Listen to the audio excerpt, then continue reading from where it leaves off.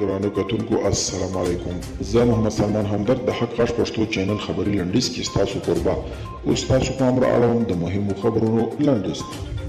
عامه روغتیا وزارت سرپرست وحید مجرو وایي چې دغه وزارت ولایتي رئیسانو ته سپارښتنه کړې ده چې د کورونا وایرس د درېیمې څپې د خپرېدو پر وړاندې مبارزې ته چمتووالی ونیسي. روسیې خبر ورکړی چې له امریکا سره یې خلایي همکاریو د یوې موافقې له مخې تر 2030 کاله پورې وغځول. د هیر ورځپاڼې له افغانستان څخه د امریکایي ځواکونو وتلو ته په اشارې یوه لیکنه خپره کړې ده.